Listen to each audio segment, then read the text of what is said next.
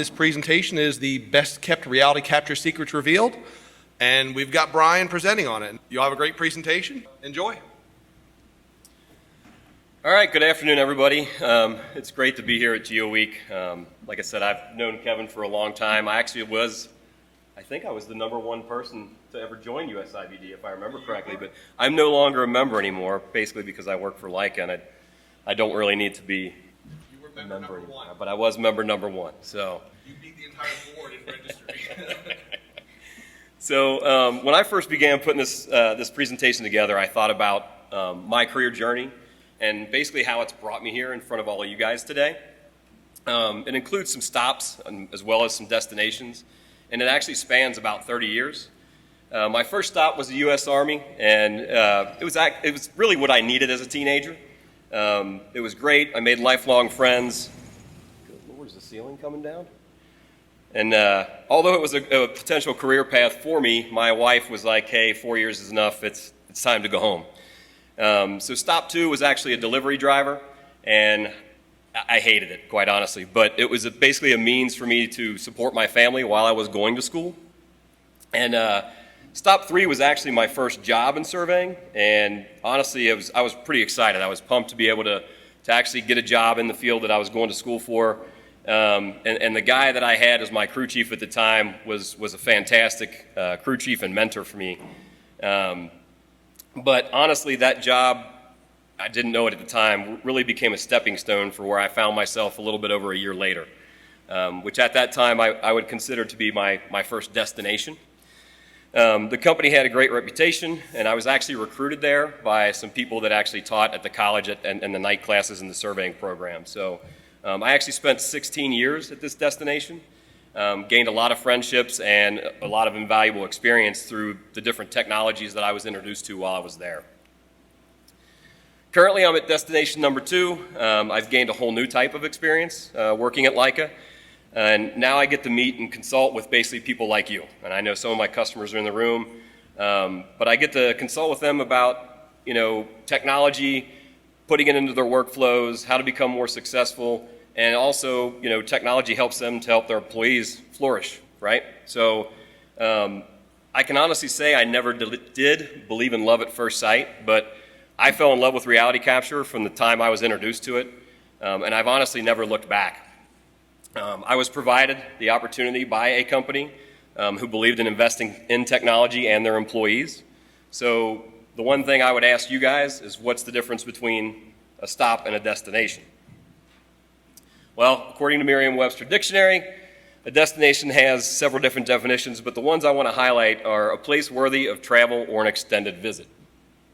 So can a company be a destination? I believe absolutely yes it can. Okay, and whether or not it is a destination really is up to you guys, right? Not everybody thinks one place is a destination. Like I may think one place is a destination, and Kevin could have a completely different opinion. Just like some people like the beach and some people like the mountains, right? But from my experience, a destination is a place that I want to be. It's somewhere that I feel like I belong, and where work doesn't feel like work. But it's also a place that invest in technology and their people. So over the years, I was provided opportunities, just like you guys are right now, to attend events like this. And my advice to all of you is to take advantage of this opportunity, because the best kept reality capture secret is actually in this room and in the other rooms that are here. So what is the best kept reality capture secret? Is it an easy button? Is it some kind of technology that maybe you guys found out about here? I don't think so. I believe the best kept reality capture secret is actually all of you. This room is full of industry veterans, as well as possibly some people that are up and coming and new to reality capture. But all of you have the chance to mold the future for reality capture. If you just come to these presentations each day, and once they're all finished here tonight at 5:30, you go out to dinner and go back to your room, you're honestly missing out on the best thing about these conferences. Because in a few hours, when we are finished up, you're going to have the opportunity, over possibly a few adult beverages, if you choose to partake of that, to network with your peers. And this is a great place to meet other talented people. It's actually where I met Kevin. years ago. So, and it's honestly, it's a place that I learned more about how to be successful with reality capture because of veterans like Kevin and other people that were always willing to share information, right, for the betterment of our industry. And that's one of the things that I really enjoy about all of these conferences. And it's also a place that I met a lot of talented people, like I said, and in some cases I learned different workflows, new tips and tricks, and it was much better in my mind, the networking was, than even some of the classes oftentimes. So, but the one issue that we're all facing today is not just a shortage on talent, but people. The shortage has actually expanded what's known as a war for talent into our industry. So the phrase war for talent was actually coined in 1997 by McKinsey & Company, and it was more geared towards executives in the tech industry at the time. But now organizations organizations have been competing for talent prior to that, right? But the competition was actually becoming fiercer, and it was more of a global scale because of the digital transformation.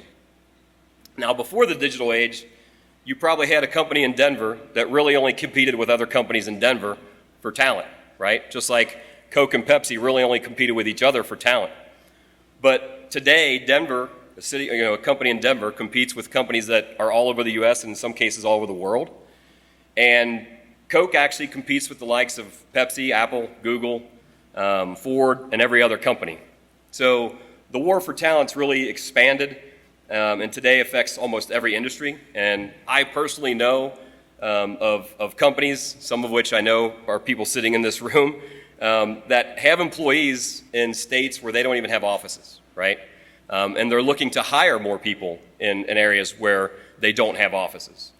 So, and believe it or not, you guys are all actually competing with the likes of Facebook, Amazon, Apple, Ford, and GM for reality capture talent. All those companies have reality capture devices. They may be using them for different means than you use them for, but they are hiring talent away from, the service provider industry. So what's changed to create this war for talent? I mean, there's a lot of different things, and like I said before, the digital transformation is honestly the biggest one, right? It's the biggest factor. But the second factor that's really affecting us today has been actually the pandemic. Baby boomers were already actually retiring early, but because of the pandemic, it actually accelerated this process. So baby boomers started retiring early much, much faster. And also, because of the uncertainty due to the pandemic, with schools closing at the time when it first started, and the lack of child cares staying open, we actually had 3.5 million people leave the workforce, and many of those people have not come back. Some other things I'd like to bring up is just college enrollment has actually been on the decline for quite a few years. So some of those professions that rely on those skilled talent to come out of universities, they're just not being replenished like they were before. And the population growth rate actually in the United States has been declining despite the fact that our population is increasing, right? So our population is increasing because of immigration, but less people are having babies nowadays, so our growth rate is actually declining. All these factors have actually led to the lowest labor force participation rate since the 1970s. And as you can see from this slide, it's significantly decreased just in the last 10 to 15 years alone.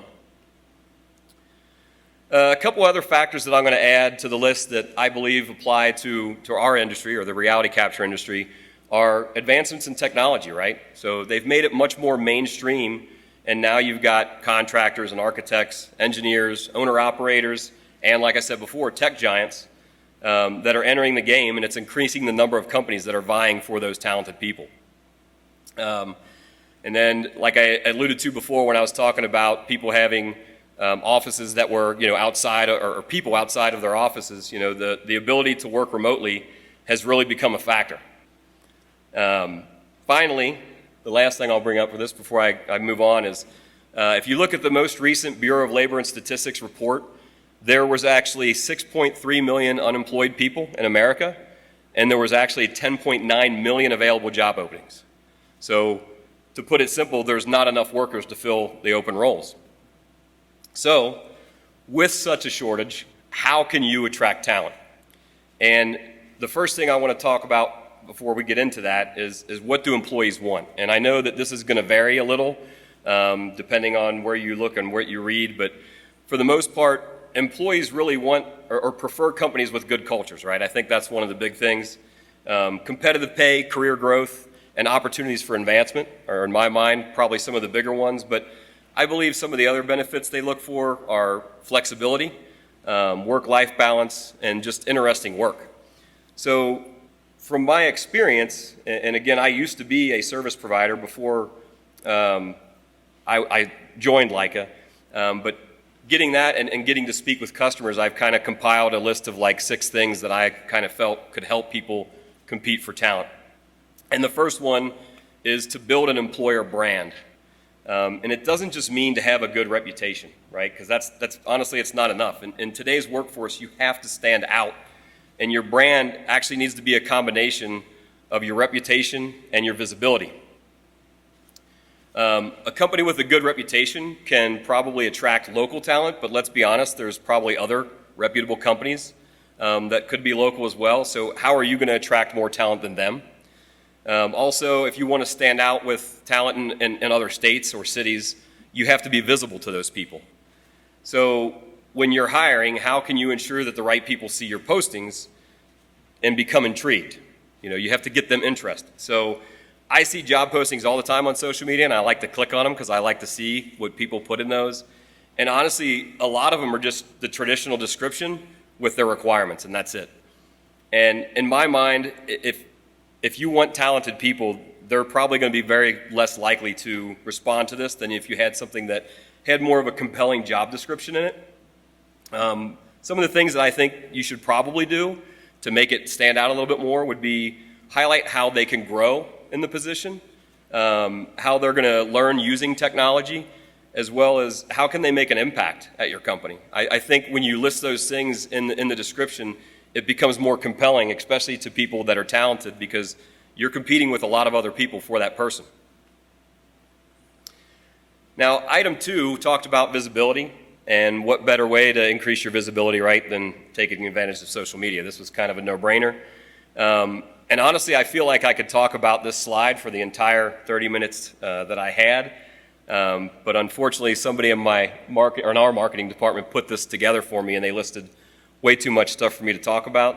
So I'm only going to take like a minute or two, but from my perspective, the companies that are actually successful with social media do a good job of mixing up their posts. They share stories about their projects, their technology, employee promotions, as well as new hires and stuff like that. I mean, I've even seen them post fun things that they do at the office, like team building exercises, or even different training activities that they do. And one of the neatest things that I've seen is I actually have a customer of mine that they named their mobile mapping system.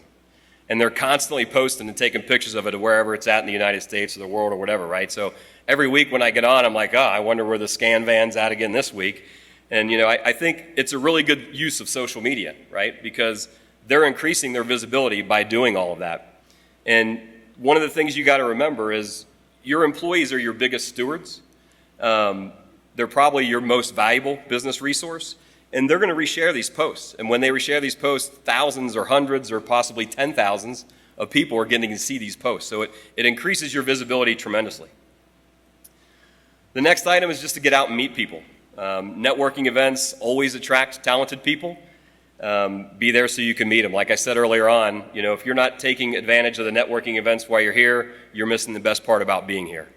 You can also attend some recruiting events, job fairs, different things like that. But I think one of the more powerful things you can do are providing internships or co-ops, whether it's to college students or anybody else, because you get a chance to bring in that young talent and see if you're interested in them and possibly hire them before anybody else can.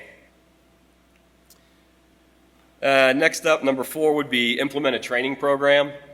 You need to emphasize in this program that you're invested in learning and you're invested in your employees' development.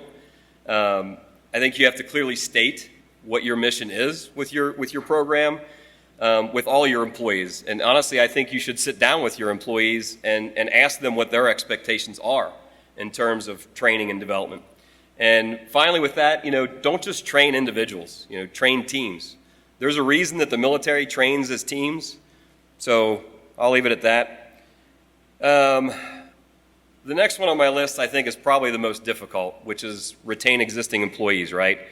And like I said, this can be difficult because you're going to have people that leave, and they're going to leave for reasons that are possibly out of your control, right?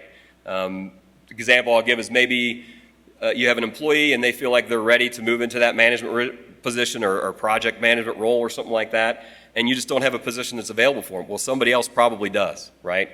And if they view that as a good opportunity for them, they're probably going to leave. But what you don't want to be known as is that company that has a high turnover, right? You don't want to have people sitting around saying, man, that place has people leave there all the time, because that's not good. That's definitely not what you want.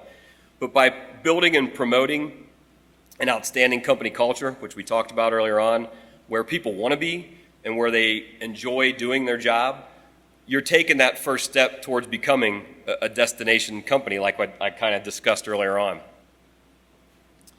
So finally, and in my mind, the most important, on my list at least, is you have to leverage technology. And when you have technology, you have to showcase your competitive advantages for everybody to see it.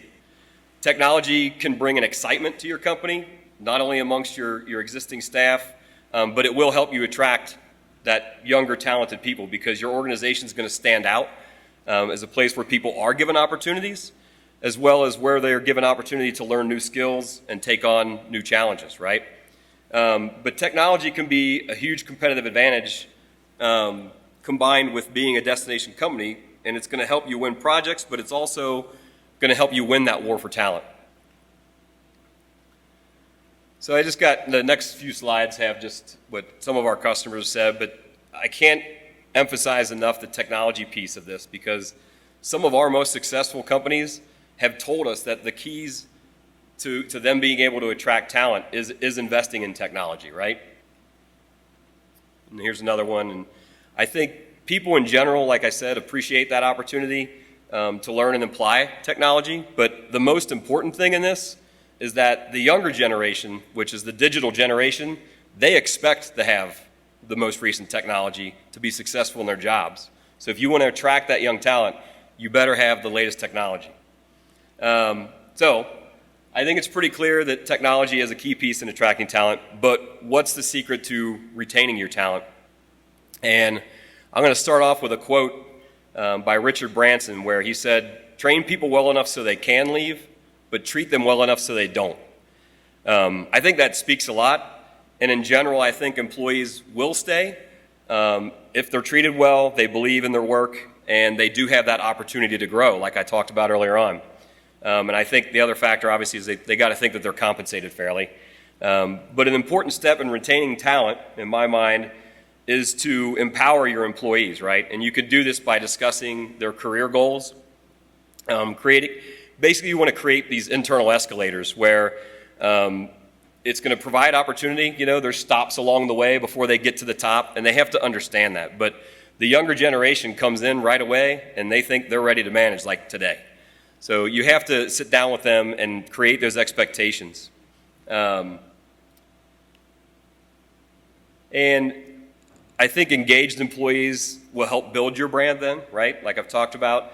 And they're also a great resource for attracting new people. But I think the one thing that you have to keep in mind is not everybody wants to be a project manager, or not everybody wants to be a manager as a whole, right? There are people out there that really enjoy the technical side of things, but you can help them out by making their processes easier and less frustrating to them. And the more consistent you make their jobs, the easier it is for them to focus on that technical expertise, which is really what they want to focus on anyway.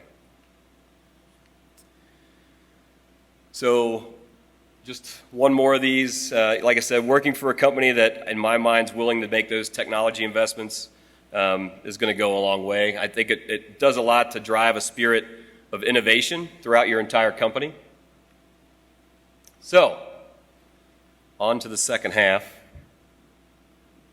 And I'm almost done. All right, so we've established that, like I said before, your greatest asset is people, and that technology can help you attract and keep talent. So how can we overcome that shortage of people like I talked about earlier on? And every day I speak with people who are hey, do you know anybody that's looking for a job? I'm hiring, do you know anyone? Hey, do you know a licensed land surveyor that's in West Virginia? Whatever else. I get calls like that all the time. And have been times where I have been able to, help people out, but it's difficult, right? Because it's a competitive market. And like I said, you're competing with others. Even if I gave somebody a name, you're not always going to get them. But we can always try attracting some more of that younger generation, like I said, but this is still a challenge, especially if you don't have the technology side. So the one thing I would say, though, is you can take technology or the advancements in technology to do more with the same amount of people. So imagine how long it would take you today to complete your job if you're using these tools that you see up here on the screen right now, right? Yet the GROMA and the Transit were the technology of their time. And they were used for a really long time. I mean, transits are still used in a lot of construction tasks today. But many reality capture solutions that you guys use today were born from adaptations to traditional surveying tools, and these tools laid the groundwork for them. So technology has advanced more in the last 20 years than it did in the previous 200, and these latest advancements have actually resulted in what I would say is a fusion of multiple technologies, and they've kind of transformed reality capture sensors. So some sensors are actually aware of their position now. And this is something that we're going to review here real quick.